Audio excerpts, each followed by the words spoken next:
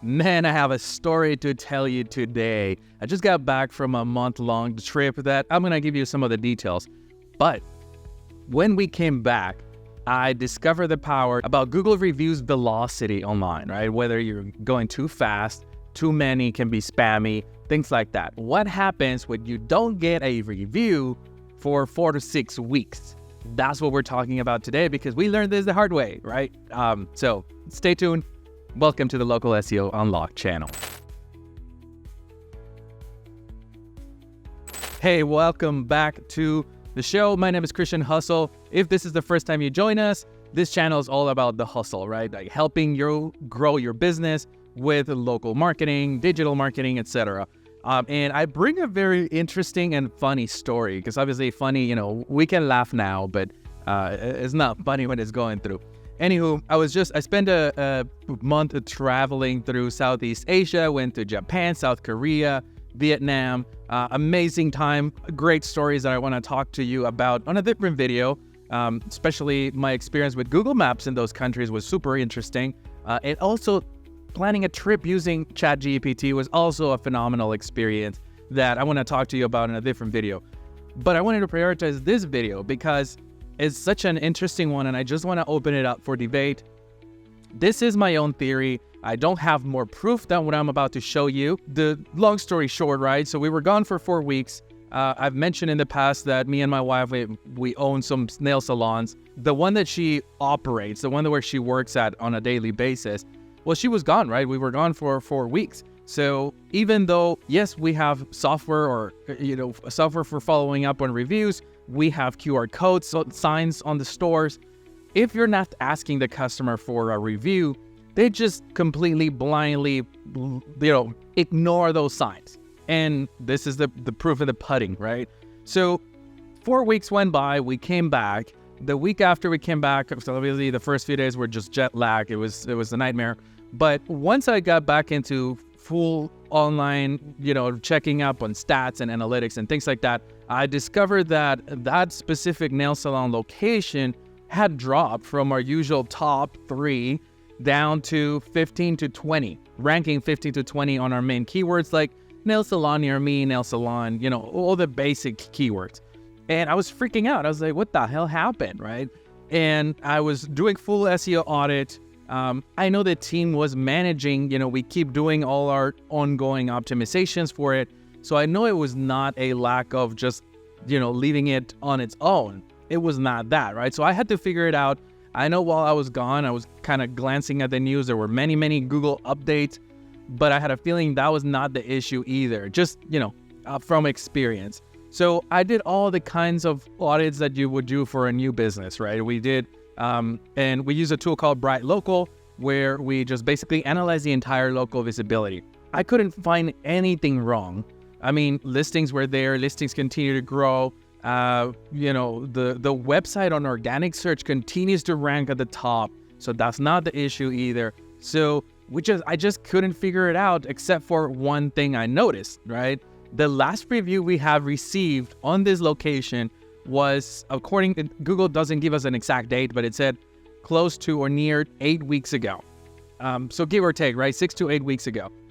And that was shocking, right? It's like, so what are all these systems that we have and we don't get a review when we're not at the shop asking customers or asking, employees to ask for those reviews.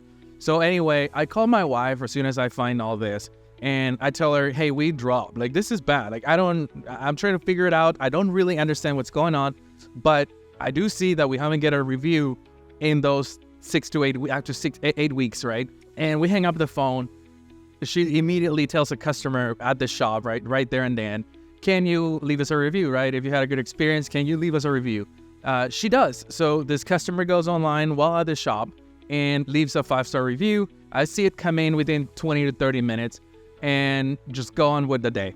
The next morning is like time to attack again, time to figure out, continue the audit, what the hell is going on. So I run another ranking update to update the rankings of our locations, so the geo grid, which basically tells you where you rank on Google Maps on a map, right? So it points, I'm showing here a screenshot, it points the dots on how far you rank really well. So anyway, to my surprise, we jump back. And I say surprised because I was still in auditing mode. I was still not taking any action. I was not touching anything anywhere except for that one review that came in. And I got just like so surprised and excited. I mean, yeah, because I hadn't seen this before. We've heard a lot about Google reviews velocity, where you don't want to get too many too fast because it seems spammy, right? But I hadn't seen one where a business doesn't get any reviews for quite some time and you drop from visibility. Yes, it kind of makes sense, right? Like if I think about like from the Google perspective, it really makes sense to me as if I'm acting as Google. It just means that that business is not as active. They're not, people are not raving about it, whatever that may be. But I hadn't seen it firsthand. So again, this is my theory. I'm not saying it's set in stone. This is a ranking killer. We know it's a ranking factor. Like we know reviews and reputation is a ranking factor. But what happens when you don't get those reviews consistently over, on a weekly basis? Is this a ranking killer?